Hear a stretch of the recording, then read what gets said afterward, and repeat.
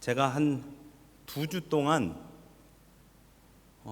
수요 예배 마치면서 축도를 하려고 해봤었는데요. 이렇게 몇몇 분의 말씀을 들으니까 목사님 그것 때문에 기도가 좀 끊깁니다 라는 말씀을 하시더라고요. 그래서 어떻게 할까 어떻게 해야 끊기지 않고 축도할 수 있을까 고민하는 중에 뭐라고 결론이 내려졌냐면, 예배 마칠 때 축도로 끝내려고 하는 것도 율법이 아닐까라는 생각을 하게 됐습니다. 여러분, 우리가 이 갈라디아서의 말씀을 나누면서 믿음과 율법과 믿음을 가지고 계속해서 이야기하고 있잖아요. 특히 이 할례라고 하는 율법의 대표적인 그 예를 가지고 반드시 할례를 받아야만 구원에 이르는 것이냐? 그렇지 않다.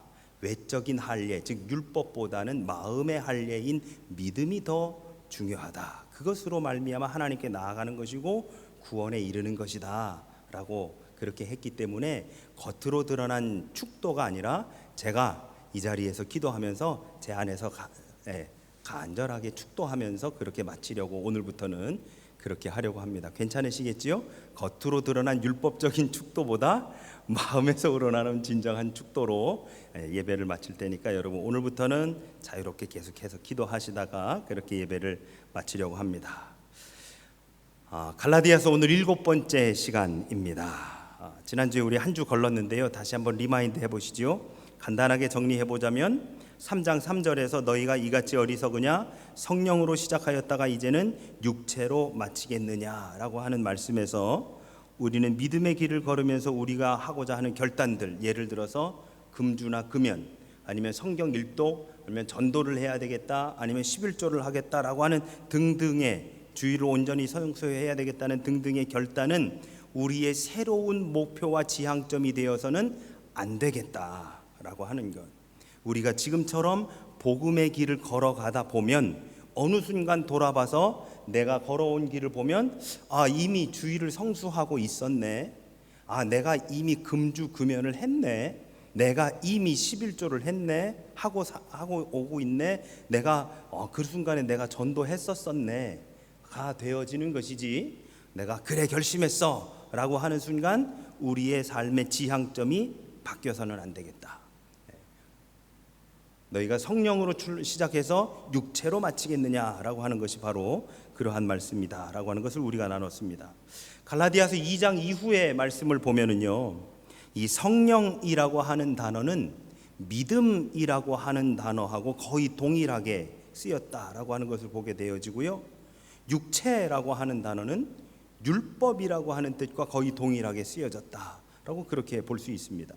그래서 갈라디아서나 로마서에서는 육체는 율법적인 것, 그리고 죄악된 것, 성령은 믿음, 이렇게 우리가 바꾸어서 이야기해도 그 이해가 훨씬 더 쉽게 된다. 그러나 정확하게 동일한 것은 아니고 거의 동일하다라고 이렇게 보게 되어집니다.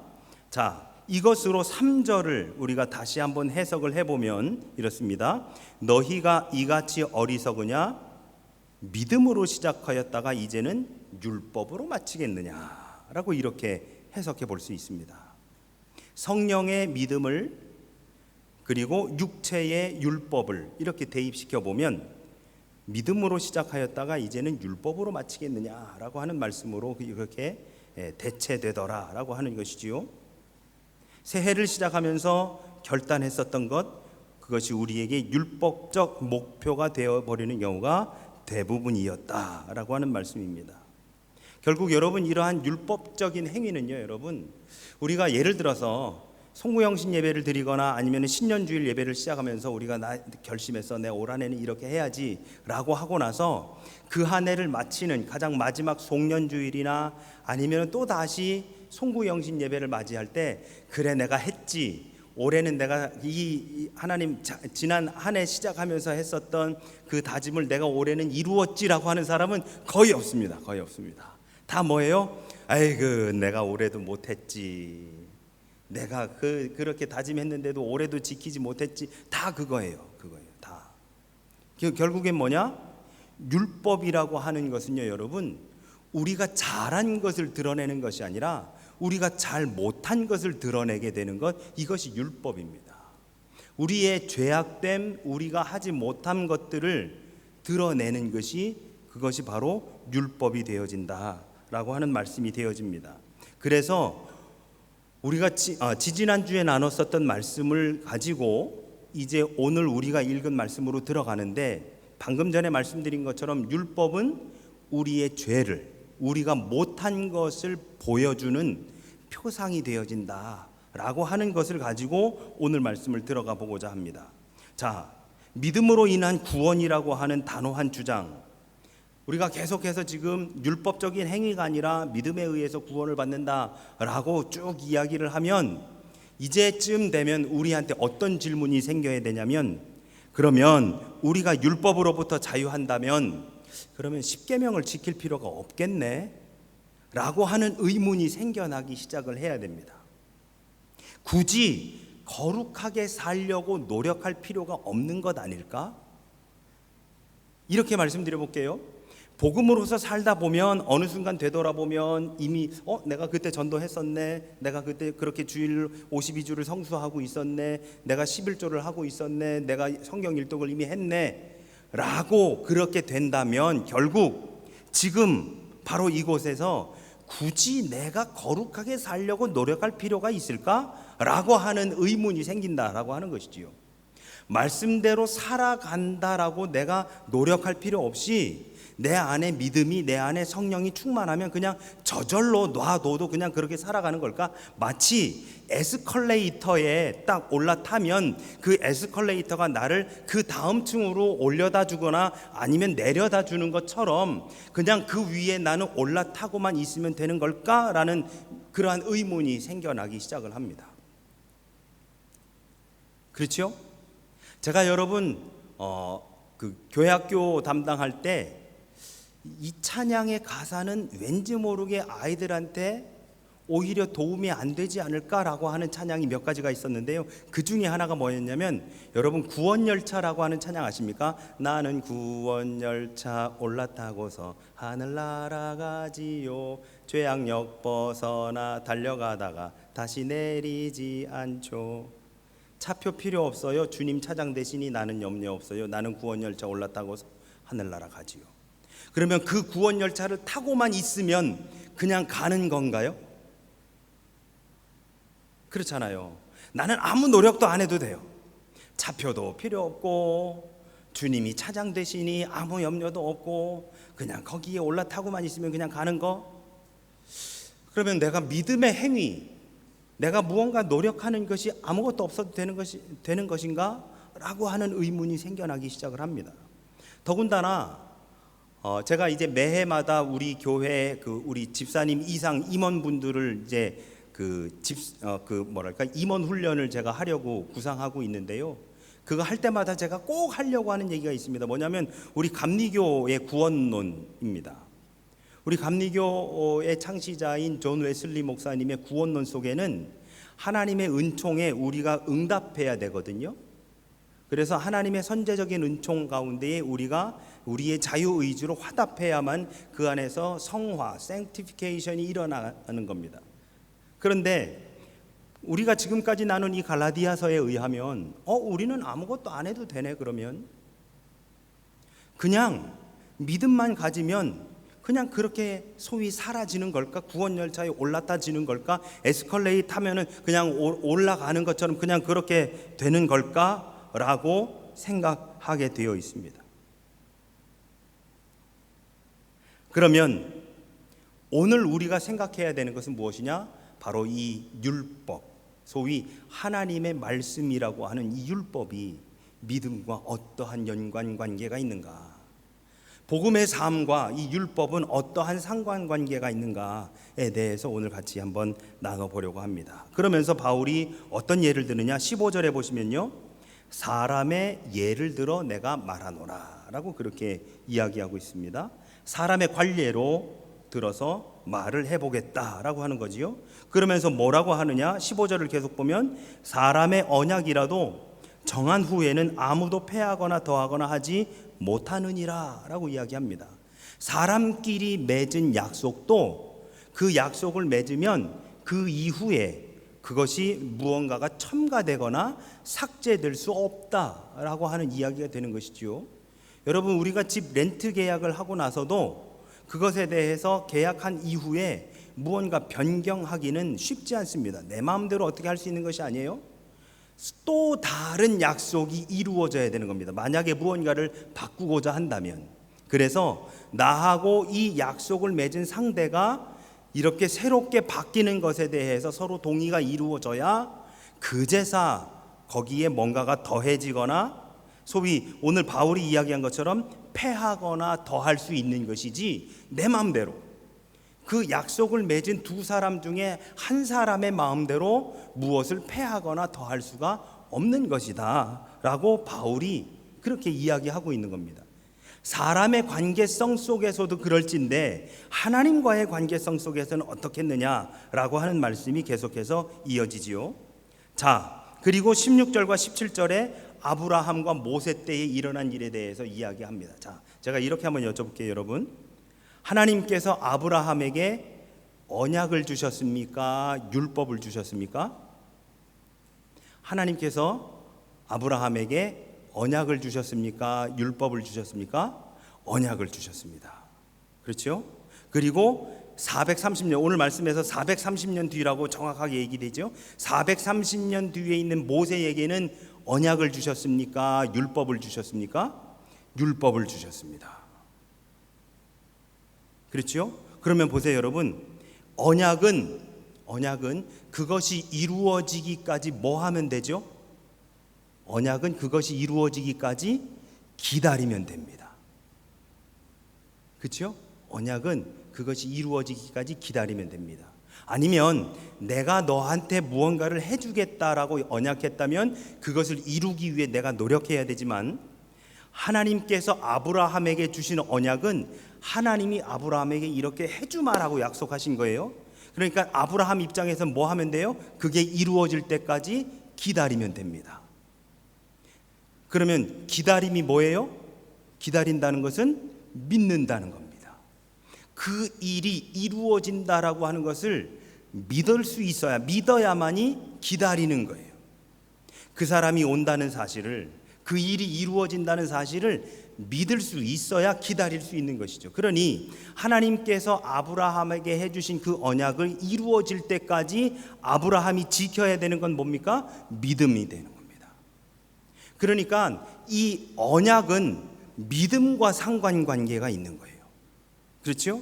자, 17절의 말씀을 보시죠. 하나님께서 미리 정하신 언약을 430년 후에 생긴 율법이 폐기하지 못하고 그 약속을 헛되게 하지 못하리라.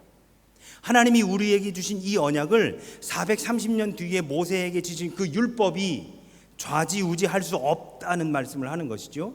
그러니까 언약이 율법보다 위에 있는 상위 개념으로서 그렇게 이해가 되는 거예요. 언약을 율법이 좌지우지할 수 없다. 그것 율법이 언약을 폐기하거나 그 약속을 헛되게 할 수 없다라고 사도 바울이 오늘 말씀하고 있습니다.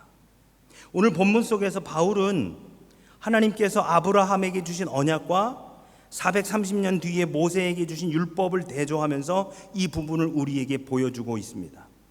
아까 말씀드린 것처럼 율법이 언약을 변경시키거나 폐기할 수 없다라는 것이지요. 모세의 율법은 아브라함에게 하신 하나님의 약속을 약속이 아닌 다른 것으로 바꿀 수 없습니다. 아브라함에게 복을 주시기 위해 은혜로 기적적인 개입으로 맺으신 하나님의 약속의 근간을 율법이 바꿀 수가 없다라고 하는 것이지요. 여러분, 이렇게 한번 생각해 보시지요. 아브라함에게 주신 언약, 이따가 말씀 나누겠습니다만, 그러면 우리에게 주신 언약이 있지요. 뭐예요? 누구든지 예수를 믿으면 구원을 얻으리라. 하나님이 세상을 이처럼 사랑하사 독생자를 주셨으니 이는 그를 믿는 자마다 멸망하지 않고 영생을 얻게 하려 하심이라. 자, 우리에게 하나님께서 주신 이 말씀이 뭐예요? 언약이에요? 율법이에요? 언약이에요. 하나님이 우리에게 언약해 주셨어요. 누구든지 그를 믿으면 멸망하지 않고 영생을 얻게 하려. 자, 그럼 보세요, 여러분. 이 언약이 있습니다. 우리가 그리스도인으로서 살아야 되는 율법들이 있어요. 그러면 우리가 이 율법대로 살지 못하면 이 언약이 성취가 안 되는 건가요? 우리가 이 율법대로 살지 못했다고 해가지고 이 언약이 취소되나요? 변경되거나 폐기되나요? 율법은 이 언약을 폐하거나 변경할 수 없다라고 분명히 오늘 사도 바울은 말씀하고 있습니다. 그렇죠? 무슨 말인지 이해가 되시죠? 그러니까 하나님이 주신 이 언약, 우리에게 주신 언약은 변함이 없이 영원불변한 거예요. 우리가 그 말씀대로 행하에 지키거나 지키지 못한다 할지라도 우리를 향한 하나님의 마음은 변함이 없다라고 하는 말씀입니다. 만약에 우리가 율법을 지키느냐 못 지키느냐, 지켜도 잘 지키느냐 못 지키느냐에 따라서 이 언약이 왔다 갔다 한다면 하나님의 말씀은 근본적으로 잘못된 거지요. 아니면 하나님께서 언약을 주실 때와 그 이후에 하나님의 마음이 바뀌었던 것이죠. 그러나 하나님은 우리를 향한 마음을 한 번도 바꿔보신 적이 없습니다. 하나님을 향한 우리의 마음이 바뀌고 하나님을 향한 우리의 믿음이 흔들리는 것이지, 우리를 향한 하나님의 믿음, 우리를 향한 하나님의 마음은 한 번도 변한 적이 없습니다. 그런데 여러분, 우리 가끔 그런 생각하지요. 내가 무언가의 죄를 지었을 때, 내가 뭘 잘못했을 때, 내가 하나님 앞에 무언가 행하지 않았을 때, 이러다 나 지옥 가는 거 아니야? 라는 생각. 내가 이러다가 내 믿음이 흔들리고 내가 연약해서 하나님이 나를 붙잡아 주신 이 손을 놓으시는 건 혹시 아닐까? 라고 하는 의구심이 우리에게 가끔 들지 않으십니까?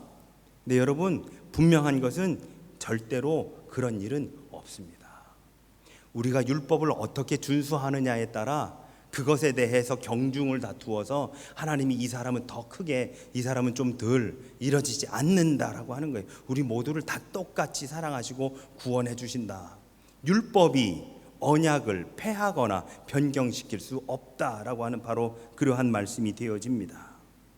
17절의 말씀과 같이 언약을 전적으로 헛되게 하는 것이 될 수밖에 없었던 거예요. 만약에 그렇다라고 한다면. 그래서 17절에 내가 이것을 말하노니 하나님께서 미리 정하신 언약을 430년 후에 생긴 율법이 폐하지 못하고 약속을 헛되게 하지 못하리라 하고 되어 있습니다. 그리고 18절에서 만일 그 유업이 율법에서 난 것이면 약속에서 난 것이 아니리라 하고 말씀합니다. 그래서 약속과 율법이라고 하는 이 개념은 원리적으로 서로 크게 상관관계가 없습니다.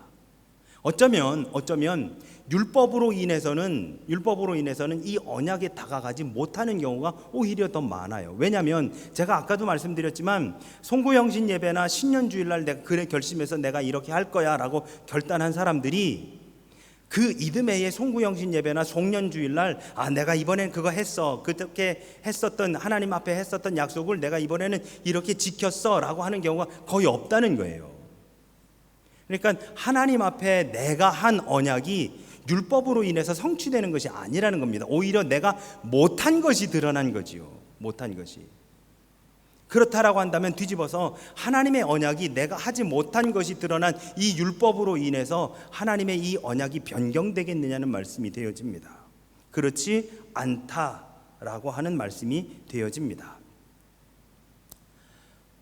저는 학창시절에요, 책상을 2번 바꾼 적이 있습니다. 첫 번째는 제가 초등학교 입학할 때 저희 아버지가 사주셨던 거고요. 두 번째 샀을 때는 제가 중학교 3학년 때인가, 그때 그 초등학교 때 샀던 이제 책상이 너무 낮아서 더 이상은 이게 좁고 낮아가지고 쓸 수 없어서 제가 아버지한테 사달라고 했었던 적이 있습니다. 첫 번째 샀었던 책상은 제가 사달라고 한 적이 없어요. 저희 아버지가 제가 초등학교를 들어가니 아빠가 사줄게 그러고선 사주신 거예요.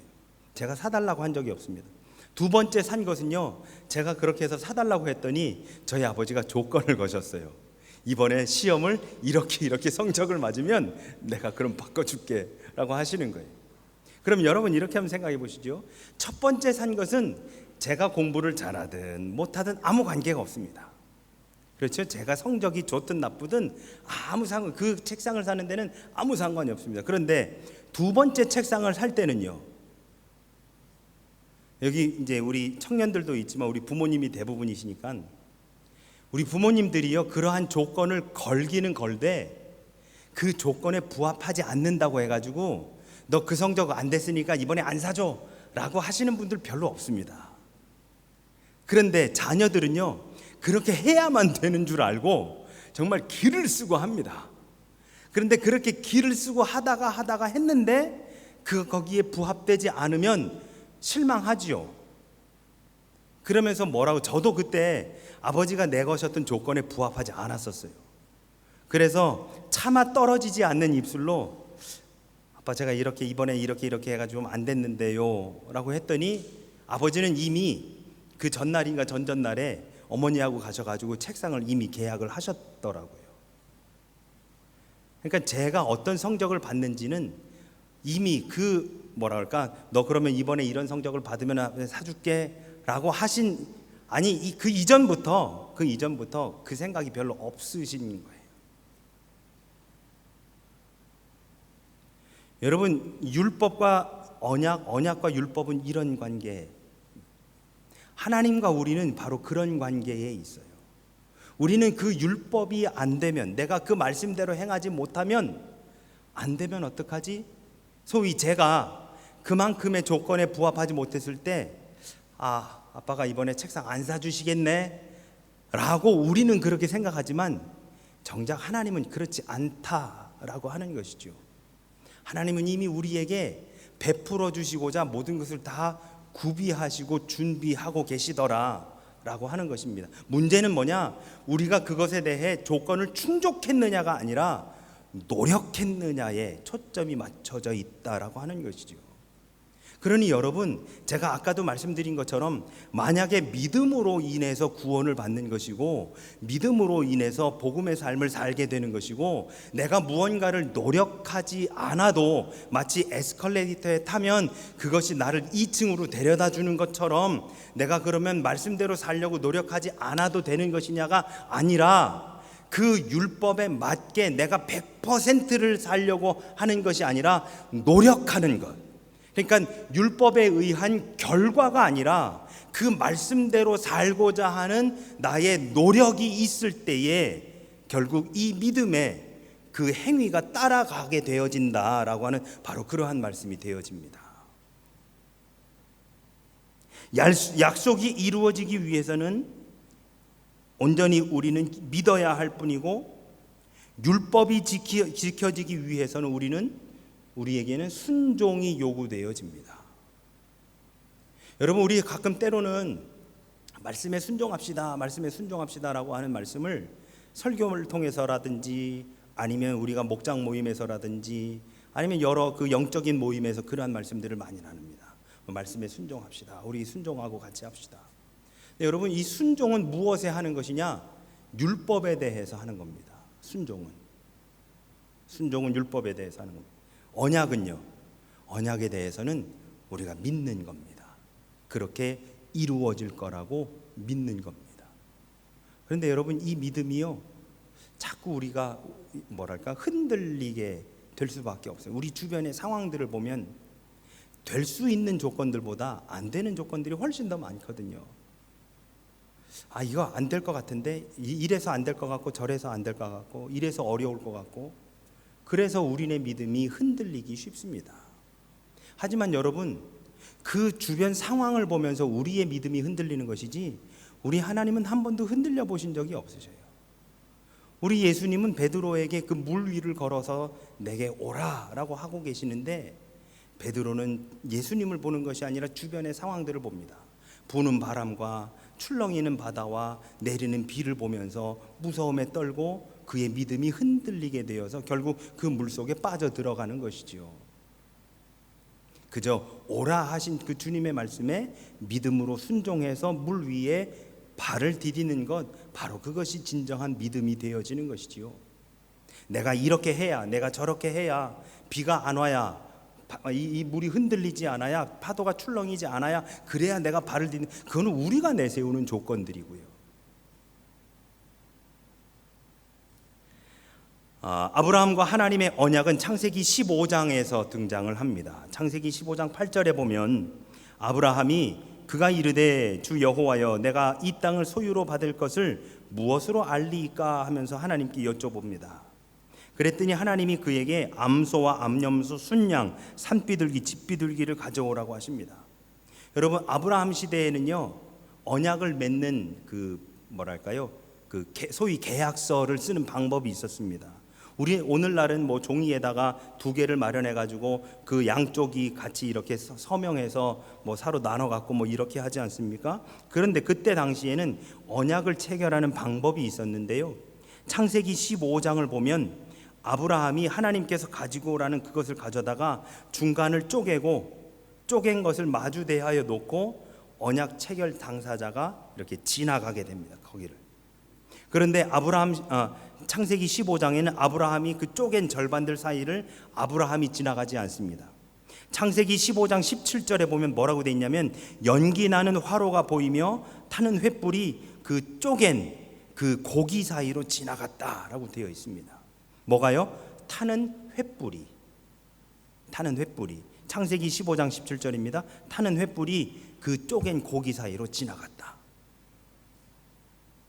하나님이 지나가신 것이죠. 이 불이라고 하는 것은 구약에서 하나님의 임재, 현현을 상징합니다.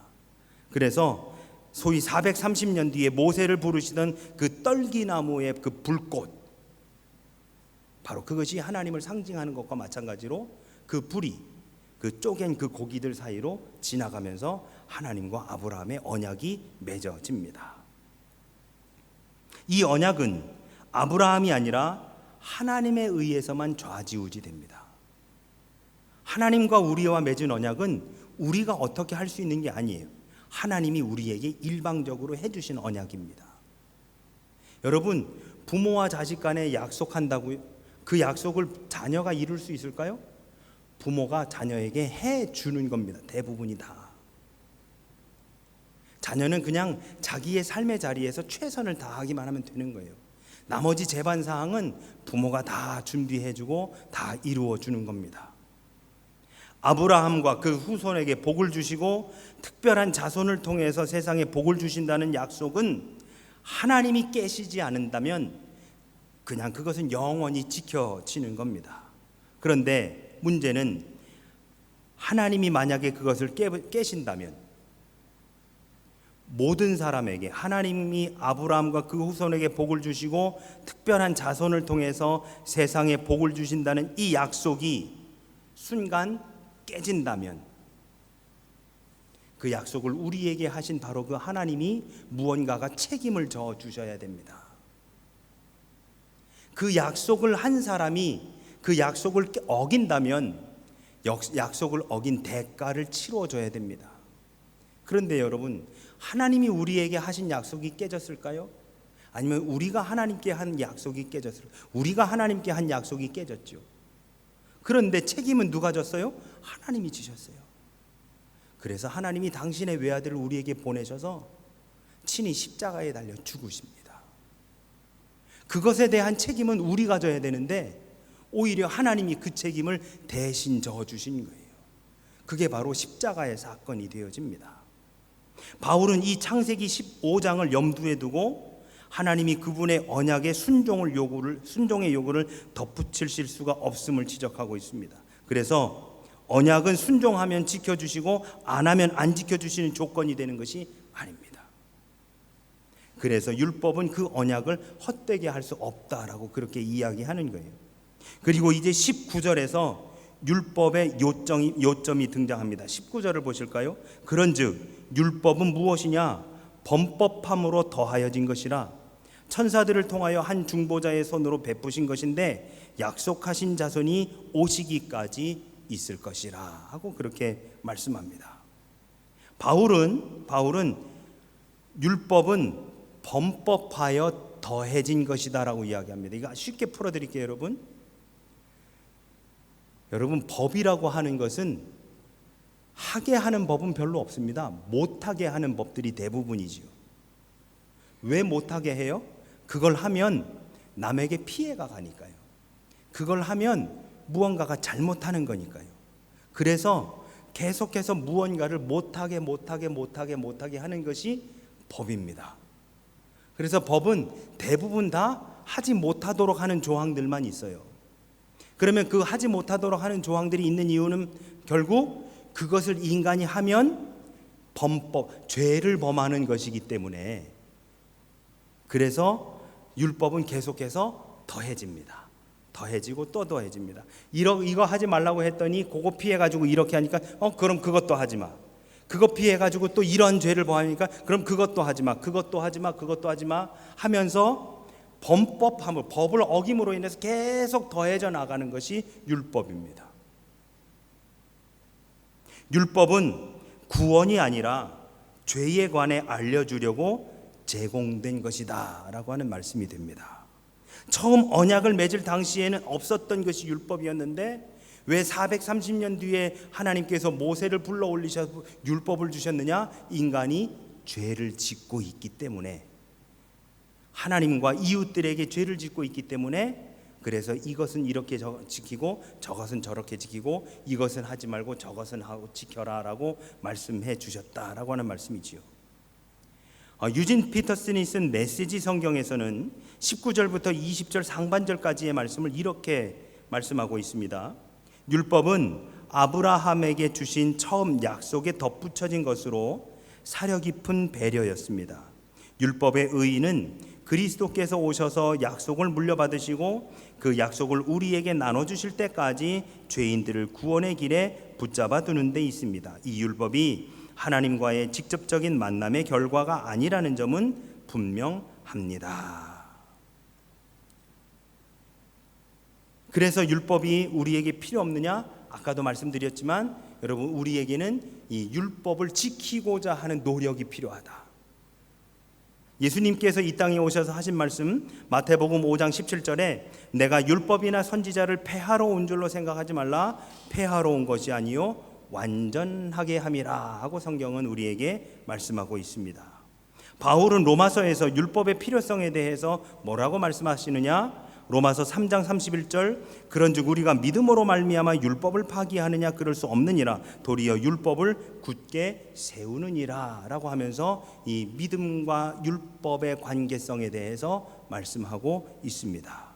그러니 여러분, 이 율법의 행위로 인해서 구원에 이르는 것이 아니라 믿음에 의해서 구원에 이르지만, 이 율법의 행함은 우리의 믿음을 더욱더 완전하게 해준다라고 하는 것이지요.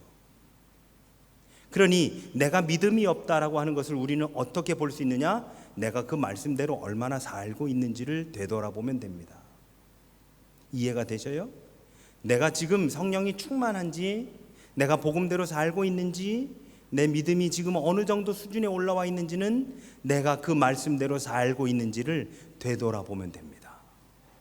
그러나 그 율법의 행함만으로 인해 하나님 나라에 이를 수는 없는 겁니다. 믿음이 전제되어져 있는 이 행함이 되어야만 그 영원한 하나님 나라에 임할 수 있게 되는 것이다. 그래서 믿음이 없는 종교 행위, 믿음이 없는 율법을 가리켜서 사도 바울이 오늘 본문에서 뭐라고 하고 있느냐? 바로 초등교사라 그렇게 이야기하고 있는 겁니다. 초등교사라고 하는 것은 믿음 없는 율법 행위, 믿음이 전제되어지지 않은 행함을 가지고 바로 이 초등교사라 그렇게 이야기하고 있습니다. 여러분, 이것은 우리가 해결할 수 있는 문제가 아닙니다. 만약 율법으로 구원의 문제를 해결한다면 우리에게는 예수님이 필요 없게 되어지는 것이지요. 그래서 22절에서 이렇게 말씀합니다. 그러나 성경이 모든 것을 죄 아래 가두었으니 이는 예수 그리스도로 말미암은 약속을 믿는 자들에게 주려 함이라. 그리고 26절에서 너희가 다 믿음으로 말미암아 그리스도 예수 안에서 하나님의 아들이 되었다라고 그렇게 말씀하고 있는 것이지요. 하나님의 자녀가 되는 것, 하나님의 백성이 되는 것, 우리 다음 주에 나누겠습니다만 하나님의 백성이 되는 것, 예수 그리스도가 우리에게 온전히 고백되어지는 것은 율법의 행위가 아니라 믿음으로 말미암은 것이고, 이 믿음을 완성시켜 주는 것, 이 믿음이 더 성장하게 해주는 것이 바로 이 행위, 말씀대로 살아가고자 하는 내 노력에 의해 이 믿음이 완성되어져 나간다라고 하는 바로 그러한 말씀이 오늘 우리가 나눈 이 갈라디아서 3장 15절부터 15절까지 25절부터 25절까지의 말씀이 되어집니다. 말씀을 정리해 보고자 합니다. 여러분, 언약은 우리에게 기다림, 즉 믿음을 요구합니다.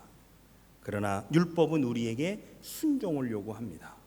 율법의 행위로 하나님께 나아가는 것이 아니라 믿음으로 말미암아 구원에 이르지만, 이 믿음을 성장시켜주고 믿음을 완성하는 것은 결국 이 말씀대로 살아가는 이 삶, 이 노력에 의해서 나아가게 되어지는 것이다 라고 하는 말씀이 되어집니다. 사랑하는 여러분, 우리에게 아무 보잘것없는 우리에게 하나님이 언약으로 다가와 주셨습니다. 말씀으로 우리에게 다가와 주셨습니다.